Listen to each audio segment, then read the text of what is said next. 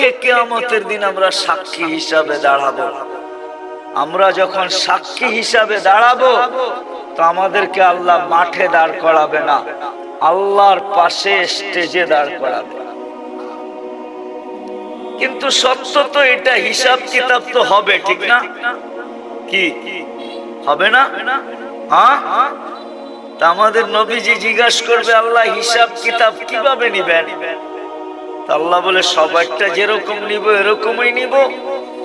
আমাদের নবীজি বলবে, যদি সবার সামনে আমার উম্মতের হিসাব কিতাব নেন তাহলে তো আমি তো লজ্জিত হয়ে যাব, কেননা আমার উম্মত তো দুনিয়াতে গুনাহ করছে, আমি তো লজ্জায় পড়ে যাব।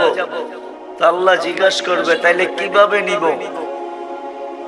তো নবীজি বলবেন যে আমাকে নিতে দেন, আমি আলাদা ভাবে নেই। আল্লাহ প্রশ্ন করবে, আপনাকে যদি নিতে দেই তো আপনিও তো আপনার উম্মতের গুনাহগুলা দেখবেন, তখনও তো আপনার চেহারাটা লজ্জায় ছোট হয়ে যাবে যে তোমরা আমার উম্মত হয়ে এই গুনাহ করলা, তো করলা কি করে, ঠিক না? সত্য তো? আল্লাহ জবাব দিবে, বন্ধু ওয়াদা, আপনার চেহারা আমি লজ্জিত করব না, বিদায় আপনার উম্মতের হিসাব কিতাব নিব আমি বটে, কারো সামনে না, আপনার সামনেও না, আমি পর্দার ভিতরে নিয়ে নিব, আপনাকেও জানতে দিব না, কাউকে জানতে দিব না। তো আমরা আল্লাহর বড় কাছের, বড় মহব্বতের, এই জন্য আমাদের বয়সটা খুব কম, কেননা আল্লাহ চান না এই উম্মত বেশি ক্লান্ত হোক, কেননা যতদিন থাকবে তত ক্লান্ত হইতে থাকবে, ঠিক না? কি বলেন? মনে হয় বুঝাইতে পারতেছি না। যত বেশি দিন থাকবো তত বেশি কি, 950 বৎসর নূহ আলাইহিস সালাম ছিলেন, তো নিজেই ক্লান্তির কথা কোরআনে বলতেছেন, দাউতু কওমি লাইলাম ওয়া নাহারা, আমি 950 বৎসর রাত দিন দাওয়াত দিছি। এটা একটা ক্লান্তি না?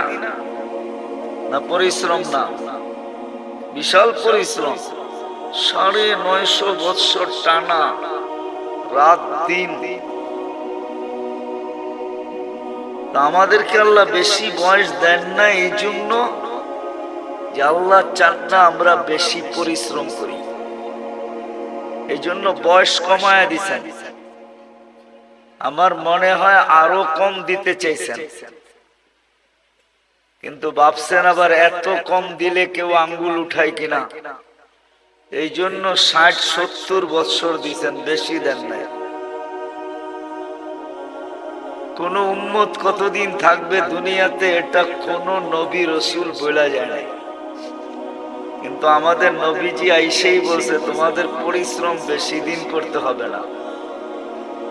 আবার এটার উপরে একটা হাদিসও প্রমাণ আছে, আল্লাহর রাসূল উদাহরণ দিয়ে বুঝাইতে চাইছেন যে কেউ শ্রমিক রাখছেন সকাল থেকে জোহর পর্যন্ত, এতটুক সময়ের বিনিময় পাইছে। কেউ জোহর থেকে আসর পর্যন্ত, সে এতটুক সময়ের বিনিময় পাইছে। আর আমাদেরকে আল্লাহ সময় দিছেন আসর থেকে মাগরিব পর্যন্ত। এই জন্য হানাফি মুযাব বলে আসরের নামাজ একটু দেরি করে পড়ো, যাতে মাগরিব আর আসরের মধ্যখানে ঘন্টা খানিক সময় থাকে। এই জন্য আমরা আসর কিন্তু দেরি করে পড়ি, যেন মাগরিব আর আসরের ভিতরে সময় কম থাকে। আল্লাহ রসুল বলছে তোমাদেরকে সকাল থেকে নিয়ে সন্ধ্যা পর্যন্ত বিনিময় দেওয়া হবে। বুঝা গেল খাটাইলেন কম, আবার বিনিময়ের গাট্টিও দিলেন বড়। গাট্টি বোঝেন? সওয়াবও দিলেন অনেক বেশি, সওয়াবও দিলেন বেশি। আল্লাহর আমাদের সাথে একটা মহব্বত আছে, মহব্বত, ভালোবাসা। অনেকগুলো প্রমাণ দেওয়া যায়, বড় বড় প্রমাণ দেওয়া যায়। চলেন দুই একটা প্রমাণ দেই, যদি বুঝে আসে। বুঝে যদি আসে তাহলে দুই একটা প্রমাণ দেই। আল্লাহ নামাজ আমাদের উপরে ফরজ করছেন, ঠিক না? হ্যাঁ, কিন্তু পড়ে কয়জন? শতকরা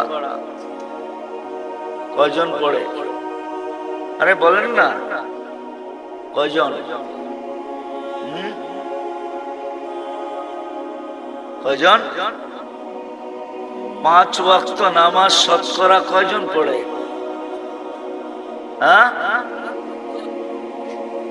কয় পার্সেন্ট পড়ে? হ্যাঁ, 2%। কত? আমি মাইনা নিলাম 10% পড়ে। শতকরা 10 জন 5 ওয়াক্ত নামাজ পড়ে, ঠিক না? 90 জন কি করে না? কি করে না?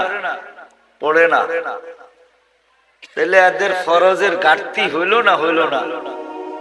হইল? মনে হয় বোঝেন না আপনারা আমার কথা। ঘাটতি হইল না? হইল না? হ্যাঁ, কিন্তু আল্লাহ কতটুকু ভালোবাসে। আল্লাহ আমাদের ফরজের ঘাটতি থাকতে দিতে চান না। এই জন্য আল্লাহ সিস্টেম করছে, রমজানে 70 গুণ ফরজরে বাড়ায় দিছে। এটা কিন্তু ভালোবাসার বিনিময়। আল্লাহ চান না ফরজের ঘাটতি থাকুক, অথচ শতকরা 90 জন পড়ে না। আল্লাহ বলে তোমাদের ফরজের ঘাটতি আমি থাকতে দিতে চাই না, কেননা তোমাদেরকে ভালোবাসি। তোমাদের ফরজের ঘাটতি থাকলে, ভালোবাসার ঘাটতি থাকা দুইটা একসাথে কখনো একসাথে মিলিত হইতে পারে না। এটা শোভা পায় না যে তোমাদের ফরজের ঘাটতি থাকুক। তো আল্লাহ বলে সারা বছর ঘাটতি হোক, তাতে কিছু আসে যায় না। রমজানে 70 গুণ বাড়ায়া দিলাম ফরজ। এক রমজান পড়লে সারা বছরের ঘাটতি পুরা হওয়ার পরেও বিরাট বড় একটা ঘাটতি তোমাদের কাছে থেকে যাবে। মনে হয় বুঝাইতে পারি না। আল্লাহ ভালোবাসেন, এই জন্য আল্লাহ আমাদেরকে ভালোবাসেন। কয়জন শতকরা কোরআন শরীফ পড়তে পারে? শতকরা কয়জন পারে জানেন? এই মজমায় যত লোক আছে মাদ্রাসার ছাত্র ছাড়া কয়জন আমরা কোরআন পড়তে পারি? বেশিরভাগই পারি না, ঠিক না? হ্যাঁ, বুঝা গেল শতকরা 90 জনই কোরআন পড়তে পারে না। চলেন 90 জন না হোক, শতকরা 60 জন তো কোরআন পড়তে পারে না, এটা সত্য, ঠিক না? হ্যাঁ, যে কোরআন পড়তে পারে না সে কি কোরআন খতমের সওয়াব পাইতে পারে? হ্যাঁ, যে কোরআন পড়তে পারে না সে তো কোরআন খতমের সওয়াব পাইতো পাওয়াটা সম্ভব না, কেন কোরআনই তো পড়তে পারে না, খতমের সওয়াব কোত্থেকে পাবে? কিন্তু আল্লাহ আমাদেরকে ভালোবাসেন, এই জন্য আল্লাহ বলে কোরআন তোমাদেরকে দিলাম, পড়তে পারো আর না পারো, খতমের সওয়াবের থেকে তুমি বঞ্চিত হও, এটা আমি আল্লাহ চাই না। আর এটা ভালোবাসা, এটা বুঝায়ও না যে তুমি খতমের সওয়াবের থেকে বঞ্চিত হবে।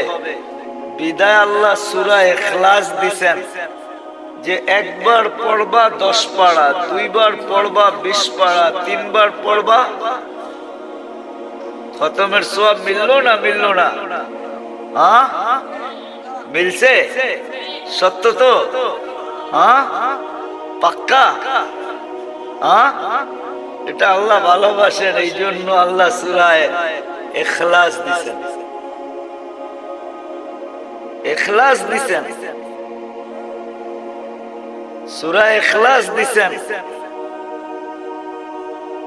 নামাজ আল্লাহ আমাদেরকে দিবেন, কিন্তু যতজনই শুনছেন নামাজ আমাদেরকে দিবেন, সবাই বলছে পড়বে কি কইরা, তাও 50 ওয়াক্ত কি করে পড়বে এরা?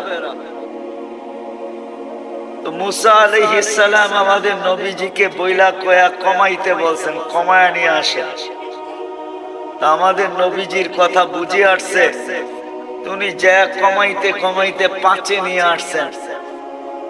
যখন 5-এ আনছেন তখনও উনি বলতেছিল 5 ওয়াক্ত পড়বে না, আপনার উম্মত পড়তে পারবে না, 5 ওয়াক্ত পড়বে না, আপনি আবার কমায় নিয়ে আসেন। কিন্তু আমাদের নবীজি বলছে আমার লজ্জা লাগে। কিন্তু মুসা আলাইহিস সালাম বারবার বলতেছে পড়বে না, লজ্জার দিকে তাকায় লাভ নাই, জান কমায় নিয়ে আসেন।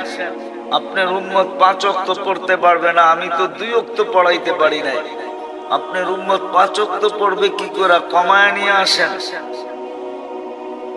আল্লাহ ভালোবাসে, এই জন্য কানে কানে বইলা দিছে 5 ওয়াক্ত নিয়ে যান, আমি নিজে সবাইকে ডাইকা ডাইকা পড়ায় নিব।